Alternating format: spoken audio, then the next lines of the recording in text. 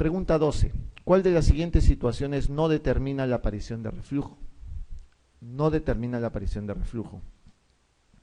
¿Una hernia de hiato produce reflujo? ¿Sí? Ya. ¿Una miotomía de Heller previa? Recuerden que la miotomía de Heller era para acalasia. Como en la acalasia cortas el músculo liso, en este caso, rompes lo que es la hipertonía y eso produce reflujo. Una de las complicaciones, mejor dicho, los efectos adversos de la miotomía de Heller es el reflujo, entonces esta es verdadera. La esclerodermia, ¿producía reflujo? Sí, ¿no es cierto? Es dicho porque es hipotónico. ¿La estenosis pilórica producirá reflujo? Sí, pero lo produce ¿por qué? Por emposamiento más que todo. Se llama reflujo por rebosamiento. Al estar cerrado el píloro y no poder pasar, se acumulan las secreciones del estómago y eso produce reflujo, pero lo produce mucho más por rebosamiento, entonces sí hay. ¿Los calcio antagonistas producen reflujo? Por supuesto. Si uno de los motivos por utilizar calcio antagonistas en acalasia es precisamente para abrir el esfínter esofágico inferior, típicamente los pacientes que toman calcio antagonistas tienen reflujo. Ok, las 5 son verdaderas entonces. De acuerdo, esto es lo que tienen que darse cuenta bien. La hernia de hiato o la hernia hiatal tiene dos tipos. Una hernia que se llama por deslizamiento y una hernia que se llama paraesofágica. La hernia que produce realmente un reflujo gastroesofágico es la hernia por deslizamiento, porque es una hernia que es incompetente en la aplicatura diafragmática y el estómago se sube por encima.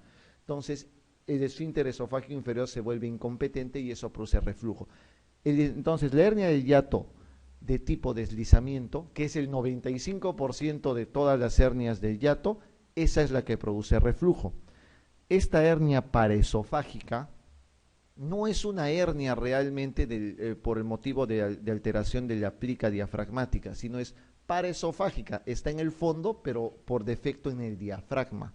Entonces, esa es la hernia de Boutalek, la hernia de Morgagni, ustedes que ya conocen eso, pero hay unas hernias que son en adultos generalmente que se llaman hernias paraesofágicas. Esas no producen reflujo gastroesofágico, por si acaso, ¿de acuerdo? Otra cosa para que aprendan a ver entre una y otra. El tratamiento de una hernia de hiato es quirúrgico, no. El tratamiento de una hernia hiatal es solamente médico. Puede ser quirúrgico si los síntomas son muy graves o los síntomas de reflujo producen manifestaciones extradigestivas, ¿ya? Solamente se opera en el caso de que sea muy serio el cuadro de reflujo. La hernia paraesofágica, el tratamiento es quirúrgico, ¿de acuerdo? En la hernia paraesofágica sí el tratamiento es quirúrgico. Ok, entonces acá la que no determina reflujo es la hernia paraesofágica. ¿Cuál es el tratamiento quirúrgico indicado para pacientes con reflujo gastroesofágico? Esa es una pregunta que siempre, es una pregunta tradicional, ¿verdad? Es una pregunta bien común de los exámenes esta. No confundan que para acalasia se usa el nombre propio de miotomía de Heller, eso es para acalasia. Para reflujo gastroesofágico se utiliza algo que se llama funduplicatura de Nissen, ¿ya? Eso es lo usual. Acá no le ponen el nombre de funduplicatura de Nissen porque actualmente, lo van a ver seguramente en cirugía, existe variedades ahora de funduplicaturas, ¿no? De tupet, hay otras de acuerdo al grado, al tipo de a la angulación que se le da al estómago en este caso, pero la funduplicatura en general es el tratamiento de reflujo gastroesofágico. ¿Qué significa funduplicatura? Agarras el fundus o fondo del estómago y haces abrazar el esófago, de manera que eso vuelva competente la parte distal del cardias que está abierto. Eso es una funduplicatura de Nissen, ¿de acuerdo? 14. Todos los procesos siguientes, excepto uno, se acompañan de un aumento de riesgo para carcinoma epidermoide de esófago. ¿La acalasia producirá cáncer de esófago a la larga? Sí. El paciente con acalasia tiene 7 veces más probabilidad de hacer cáncer de esófago que un paciente normal. No quiere decir que toda acalasia vaya a cáncer, solo que tienes más riesgo, entonces es un factor de riesgo. ¿El hábito de fumar produce cáncer de esófago? Por supuesto. ¿El esófago de Barrett produce cáncer de esófago? Por supuesto. La tirosis produce cáncer de esófago. Como yo sé que el 99% de la clase acá no sabe qué es una tirosis, les explicaré que la tirosis es una patología dermatológica cuyo nombre común es la queratosis palmoplantar, ¿no? La queratosis palmoplantar, en palmas y plantas. Esa hiperqueratosis palmoplantar tiene asociación más frecuente con cáncer epidermoide de esófago, o sea, también es un factor de riesgo. La enfermedad celíaca, ¿qué es la enfermedad celíaca? ¿Recuerdan? La enfermedad celíaca o el sprue celíaco es una patología autoinmune en la cual hay una intolerancia al gluten. ¿A cuáles son los alimentos que contienen gluten? Son el trigo, la cebada y el centeno. ¿De acuerdo? Entonces hay una intolerancia. Es un síndrome de mala absorción por gluten fundamentalmente. Por trigo, por cebada, por centeno. Si bien es un problema intestinal también, la enfermedad celíaca se ha relacionado con cáncer de esófago. Tiene más riesgo de carcinoma epidermoide de esófago. ¿Cuál de esos entonces no es? Así es, porque acá la pregunta fundamental es carcinoma epidermoide de esófago. Aprendan a diferenciar algo. El cáncer de esófago se divide en dos tipos histológicos, carcinoma epidermoide y adenocarcinoma, ¿de acuerdo? El carcinoma epidermoide es más frecuente en los 2/3 superiores de esófago. El adenocarcinoma es más frecuente en el tercio inferior del esófago. Por consiguiente, eso no quiere decir que uno excluya al otro, estoy hablando de mayor frecuencia, eso es muy importante. La calasia, si bien es cierto que tiene un problema en la parte distal, usualmente el cáncer que se produce es epidermoide. El hábito de fumar está relacionado al cáncer epidermoide. El esófago de Barrett, ¿qué cosa es el esófago de Barrett? Es una metaplasia intestinal, ¿no? Intestinal, ojo, porque también aparecen términos como metaplasia gástrica. Para los asiáticos la metaplasia gástrica también es parte de un esófago de Barrett. Nosotros consideramos metaplasia intestinal como el esófago de Barrett, es decir, cambio del epitelio esofágico por un epitelio intestinal. Eso, como es en la parte distal del esófago, eso tiene riesgo de adenocarcinoma, no de carcinoma epidermoide. La tirosis y la enfermedad celíaca más relacionadas a carcinoma epidermoide. Entonces, hay mucho ojo con esa pregunta. Pregunta 15. Un enfermo de 45 años, bebedor de 60 gramos de alcohol diario, desde hace 6 meses aqueja de disfagia para sólidos, odinofagia, cialorrea, anemia ferropénica. En la endoscopía, estenosis esofágica de 9 centímetros por encima del cardias y en la biopsia epitelio columnar displásico. La pregunta es regalada. ¿Cuál es el diagnóstico? Será un anillo de Schatzky. El anillo de Schatzky generalmente es un anillo formado por mucosa, submucosa y muscular en la parte distal del esófago. Pues no es una estenosis de 9 centímetros, precisamente el nombre es un anillo porque es solamente una pequeña, constricción dentro del esófago, no tiene una estenosis de 9 centímetros. El síndrome de Plummer-Vinson, ¿saben qué es? El síndrome de Plummer-Vinson también es conocido como síndrome de Patterson-Kelly. Si les gusta los epónimos se llama Patterson-Brown-Kelly, por si acaso, es mucho más completo. Lo típico de un síndrome de Plummer-Vinson es que está caracterizado por un paciente con anemia ferropénica, generalmente mujer, generalmente joven, pero que tiene una membrana hipofaringia, una membrana esofágica hipofaringia. Es decir, la disfagia que va a tener una paciente con síndrome de Plummer-Vinson no es una disfagia esofágica, sino es una disfagia alta, fundamentalmente. Eso es entonces, el Plummer-Vinson es anemia ferropénica, generalmente en gestantes o mujeres y paciente con una membrana hipofaringia, ¿de acuerdo? Ese es el Plummer-Vinson. Esta es una estenosis esofágica por debajo del cardio, por encima del cardio, o sea, es muy baja. Entonces un Plummer-Vinson no es. Ojo, el Plummer-Vinson, por si acaso, tiene riesgo de cáncer epidermoide de esófago, igualito que en los casos anteriores. ¿Es un cáncer de esófago? Por supuesto, acá lo que tienen que ver es lo siguiente, tienen una estenosis larga, de trayecto largo Y esto ya les debe hacer pensar en que este paciente tiene una neoplasia, epitelio displásico. Si ya tienen epitelio displásico, acá deberían decirles si es leve, moderado o severo. Generalmente vamos a asumir que es severo. Si hay una displasia severa, prácticamente se maneja como una neoplasia. Es un cáncer de esófago. Esofagitis grado 2 con estenosis, jamás, ¿no? Esófago de Barrett, el esófago de Barrett no da estenosis, solamente es un cambio de epitelio nada más. Que eso produzca a la larga un cáncer, eso es otra cosa. Pero en este caso estamos hablando de un cáncer de esófago. Además es claro, este es el caso típico del paciente que tiene neoplasia. A diferencia de lo que les he mostrado en el reflujo, que el paciente tiene dolor retroesternal y pirosis, nada más, y en este caso tienen que pensar en una neoplasia. ¿Por qué? Porque tienes tienes disfagia para sólidos, punto.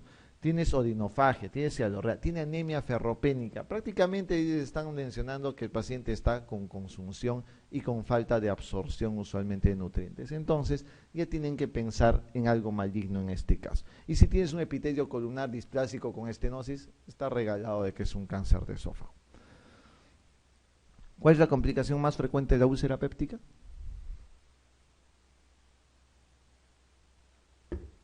Existe cuatro complicaciones de la úlcera péptica: hemorragia, perforación, penetración y obstrucción o estenosis. Son las cuatro, ¿de acuerdo? O sea, de los que ustedes ven acá, hay cuatro. Y es más, yo les diría que las cinco. Ahora les explico por qué. Primero, lo que deben saber en complicaciones de úlcera péptica es, uno, que lo más frecuente es que sea la hemorragia. Eso es lo más frecuente. Tienen que entender que una úlcera lo más probable es que sangre. Entonces, esa es la complicación más frecuente. ¿Puede haber perforación duodenal? Sí, esa es otra complicación. Se puede perforar y eso puede ser de tratamiento quirúrgico. Se puede penetrar, hay penetración. ¿Cuál es la diferencia entre una perforación y una penetración por úlcera? La perforación es la rotura o la comunicación hacia la cara anterior o hacia el espacio libre de la cavidad abdominal. En cambio, la penetración es hacia la cara posterior del duodeno o del estómago y generalmente penetra a un órgano vecino. ¿Cuál es ese órgano vecino más frecuentemente? Aquí lo tienen, páncreas. O sea que sí puede haber una pancreatitis por penetración de una úlcera duodenal. ¿De acuerdo? ¿Puede haber infección entérica? No hay infección entérica. Lo que hay usualmente es obstrucción. Pero ya tienen entonces cuál es lo más frecuente acá, es la hemorragia, ¿no? La causa más común de hematemesis es, ¿qué es hematemesis? ¿Recuerdan? Hematemesis es el vómito con sangre, ¿no es cierto? Vómito que puede ser de dos tipos, que puede ser un vómito francamente hemático, ese típico vómito rojo vinoso, rojo rutilante, y hay otro tipo de hematemesis que se llaman hematemesis o vómito de tipo borráceo, ¿no? El vómito borráceo es el vómito que se parece a la borra del café. ¿Han hecho pasar cafecito alguna vez? ¿No? La parte que queda del concho del café, ese es el material borráceo. Así, ese es el vómito, uno de los vómitos de hematemesis. Ese es el material borráceo. Entonces, esos son los dos tipos de hematemesis. ¿Cuál es la causa más común de hemorragia digestiva alta en general? ¿Es la úlcera gástrica o la úlcera duodenal? La úlcera duodenal. Doctores, entre las úlceras, o sea, la causa más frecuente de hemorragia digestiva alta, úlcera péptica. Y la úlcera péptica se divide en dos: úlcera gástrica y úlcera duodenal. ¿Ya? La palabra péptico solamente indica por problemas de acidez, eso significa péptico, nada más. O sea, ahí cuando les digo péptico no les estoy diciendo si es gástrico o duodenal. Entre ambas, la úlcera duodenal es más frecuente que la gástrica. ¿En qué porción del duodeno es más frecuente? ¿Primera, segunda, tercera o cuarta? Primera porción. Segunda, tercera y cuarta no es habitual encontrar úlceras. ¿En qué cara de la primera porción es más frecuente? ¿Anterior, posterior, vertiente superior o vertiente inferior? En la cara anterior. ¿Cuál es la que más resangra? La de la cara posterior. Esas cositas son puntualmente lo que deben de saber en úlcera. ¿De acuerdo? Muy bien, acá entonces la respuesta es la D. Existen dos tipos de gastritis, dice acá. La gastritis tipo A y la gastritis tipo B. ¿Cuál es la característica de la primera? Doctores, existen dos tipos de gastritis tal y cual como les mencionan acá. La gastritis tipo A, la palabra A, relaciónenlo con autoinmune, ¿de acuerdo? A es de autoinmunidad. Y la gastritis tipo B es típicamente la gastritis que tiene que ver con el Helicobacter pylori, que es la gastritis que tiene la gran mayoría de gente usualmente. Entonces, la gastritis tipo A es gastritis autoinmune. La gastritis tipo B es la que está relacionada al Helicobacter pylori. La gastritis tipo A generalmente afecta el fondo y el cuerpo gástrico. La gastritis tipo B afecta más el antro. ¿De acuerdo? La gastritis tipo A generalmente por ser autoinmune se asocia a anticuerpos. ¿Qué anticuerpos? Son los anticuerpos antifactor intrínseco. ¿De acuerdo? Eso va en la gastritis tipo A. Veamos. ¿Cuál de estas pertenece a la primera? O sea, vamos a ver características de la gastritis tipo A o gastritis autoinmune. ¿Predomina en el antro? Falso. ¿Es más frecuente que la B? ¿Qué creen ustedes? Lejos que no, ¿no? O sea, la gastritis por Helicobacter o gastritis tipo B es mucho más frecuente, entonces es falso. ¿Está causada por Helicobacter? No, la gastritis tipo A es autoinmune. ¿Cursa con hipercloridria? De repente no lo saben, ¿no? ¿Existe antirreceptor de células parietales? Eso es, el anticuerpo antifactor intrínseco es un anticuerpo contra las células parietales en sí.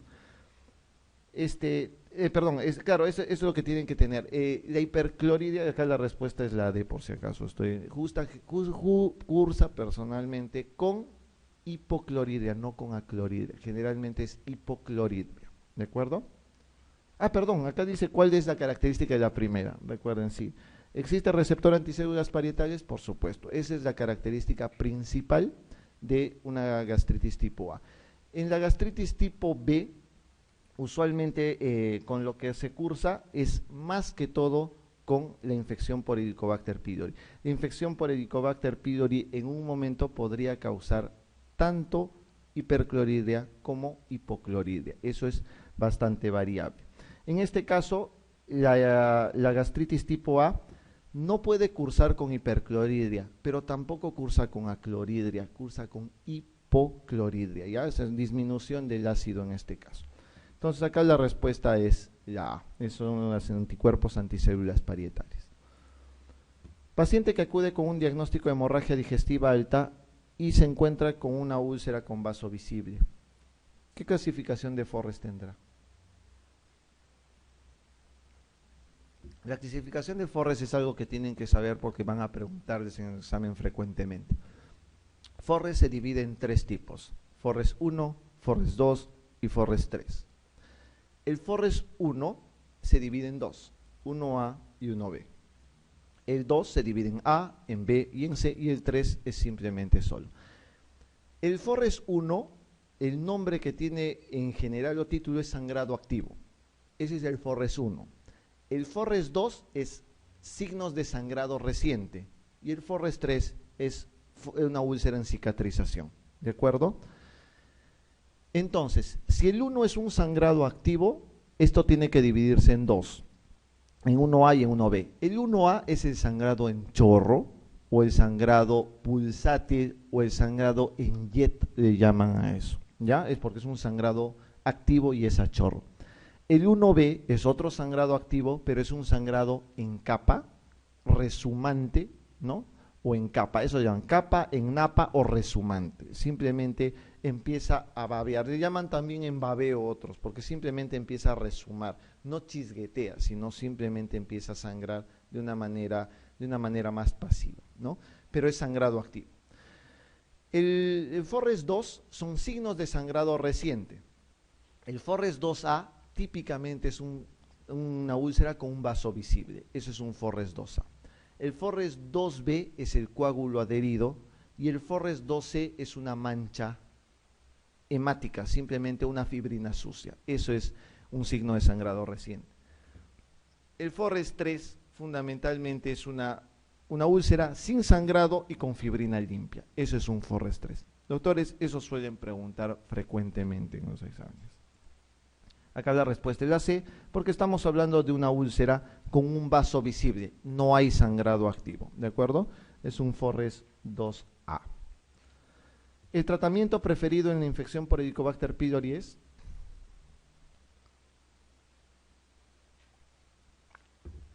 Nunca olviden que el tratamiento de Helicobacter pylori en el Perú de primera línea es amoxicilina, claritromicina y cualquier IVP que quieran ustedes, omeprazol, someprazol, que ustedes quieran. La dosis, por favor, no lo olviden, porque también les van a preguntar. Amoxicilina es 1 gramo cada 12 horas. Claritromicina es 500 miligramos cada 12 horas. Omeprazol es 20 miligramos cada 12 horas. Si es lansoprazol, será 30 miligramos cada 12 horas. Eso es variable. El IVP es a elección de cada uno. No tiene mayor diferencia entre uno y otro. ¿Cuánto tiempo de tratamiento? Doctores, lo ideal es 10 a 14 días. ¿Ya? Eso es lo ideal, 10 a 14 días. Entonces acá la respuesta, ¿cuál será? Omeprazol, amoxicilina y claritromicina por 10 días, ¿no es cierto? Otra cosa. ¿Qué pasa si les falla el tratamiento para Helicobacter con ese esquema? Utilizarán un esquema de segunda línea, que está con 1, bismuto, 2, tetraciclina, 3, metronidazol y 4, el inhibidor de bomba de protones. Es una terapia cuádruple. Ese es el tratamiento de segunda línea. El tratamiento de tercera línea es muy variable dependiendo de la resistencia antibiótica, dependiendo de los países y dependiendo de la preferencia médica en este caso. Es muy variable. Así que solo deben de ser la primera y la segunda por ahora. La ubicación más frecuente del cáncer gástrico es... ¿Cuál será? No olvidar que es la misma ubicación de la úlcera gástrica, que es la parte antropidórica. No olvidar. La ubicación más frecuente es antropidoro en cáncer y en úlcera. ¿Cuál es la segunda ubicación más frecuente del cáncer gástrico? La segunda. Muy cerca de la de antropidórico en estadística, cardias, por si acaso, ¿ya? El más frecuente es antropidoro y el segundo lugar es cardias. En un paciente con cáncer gástrico, un nódulo en el ombligo es conocido como... Sí, ¿no? El ganglio de la hermana María José o el Mary Joseph Sister, ¿no es cierto? Todo lo que ven ustedes acá, 4 de estos 5, son lo que llamamos síndromes paraneoplásicos o características paraneoplásicas del cáncer de estómago. El escudo de Blammer, ¿alguien sabe qué es? Es cuando hay una metástasis, generalmente al fondo de saco de Douglas, ¿ya? Por cáncer de estómago también. Ese es el escudo de Blammer. El ganglio de Virchow, ese sí es el ganglio supraclavicular izquierdo. Ese es el ganglio de Virchow. El ganglio de la hermana Mary Joseph, o el nódulo de la hermana Mary Joseph, es precisamente este, ¿no? El nódulo en el ombligo, típicamente. ¿Qué es un tumor de Krukenberg? El tumor de Krukenberg es lo típico relacionado a un cáncer de ovario por un cáncer gástrico fundamentalmente, ¿no? Cáncer de ovario y cáncer gástrico relacionados íntimamente. El signo de Cullen es de pancreatitis necrohemorrágica generalmente. El signo de Cullen es una coloración azulada del ombligo, pero eso es por pancreatitis, no es por cáncer gástrico.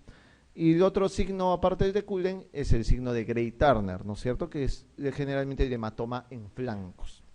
Hematoma en flancos. En un paciente con cáncer gástrico que se encuentra una lesión ulcerada, infiltrativa en la curvatura menor del antro gástrico, ¿se clasifica como?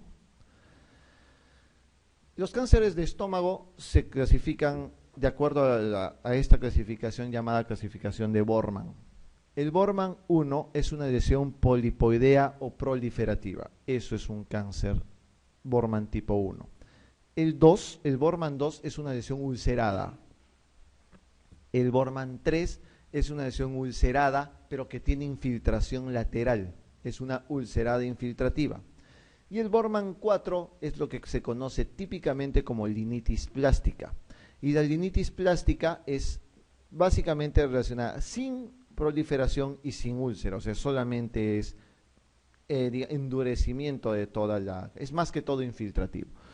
Entonces, acá estamos hablando de una lesión ulcerada infiltrativa. ¿Es un Bormann? ¿Es un Bormann? 3, ¿no es cierto? Ese es un Bormann 3. Pregunta 24.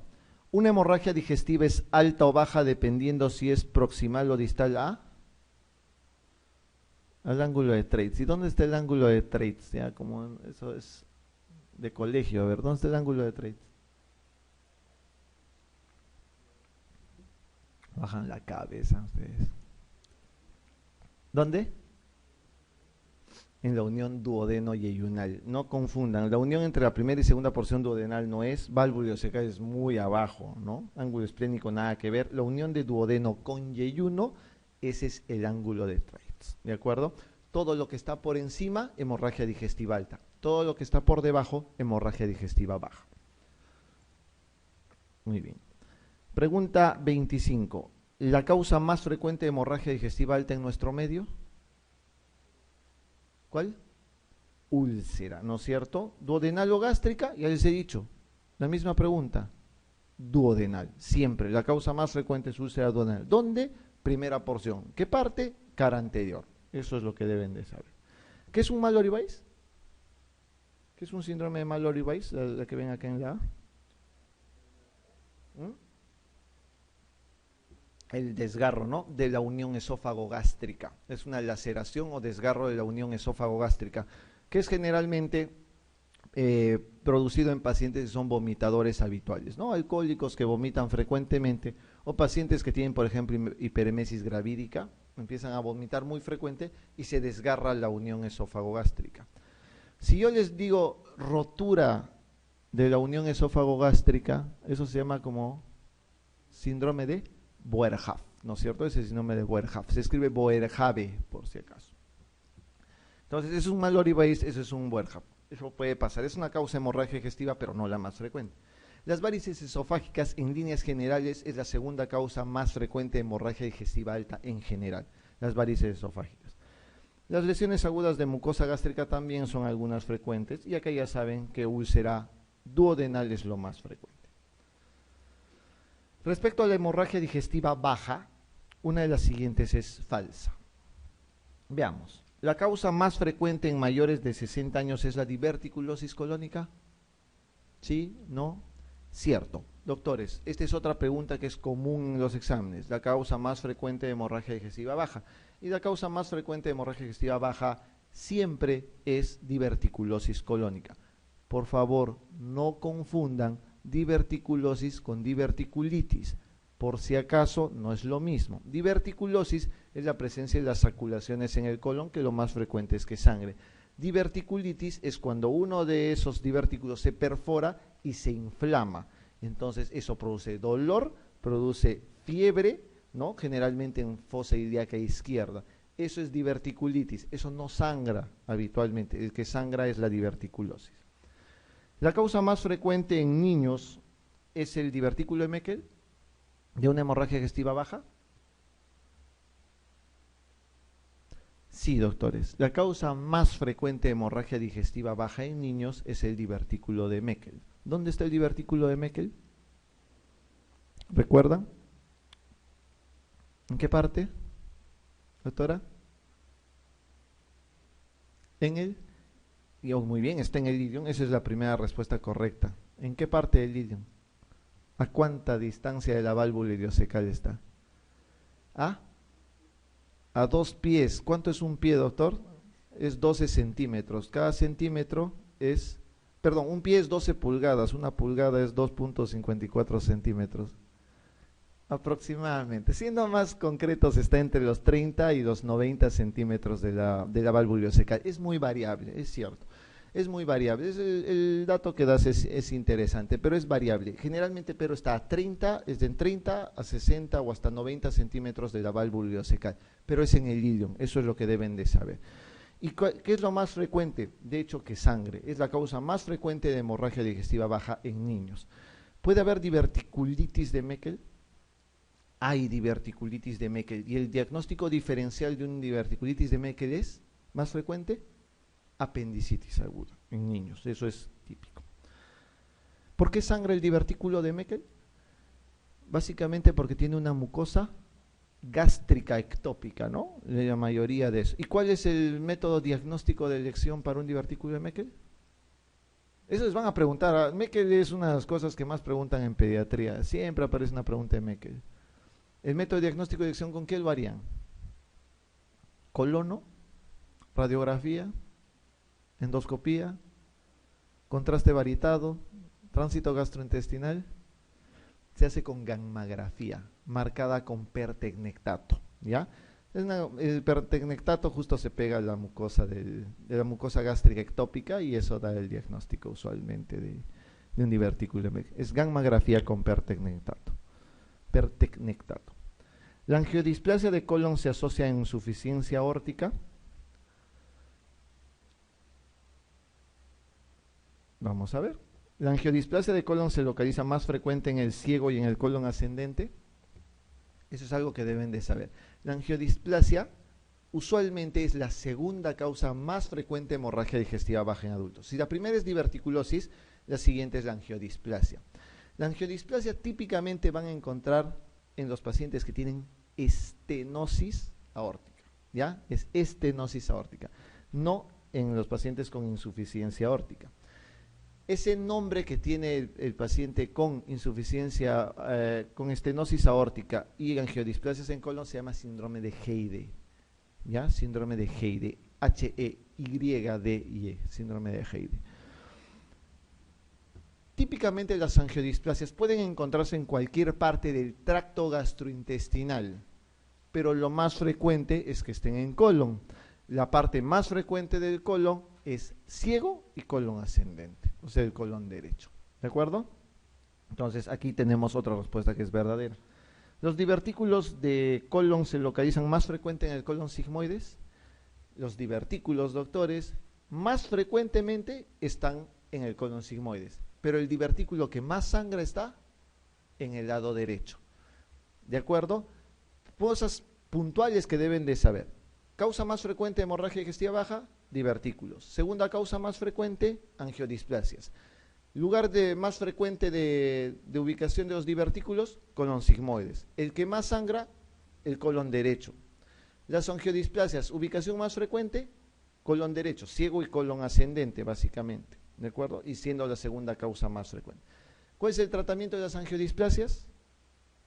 Se hace termocoagulación con argón, lo que se mostró en la pregunta 2 o 3, creo, de la primera parte de la clase. Termocoagulación con argón plasma.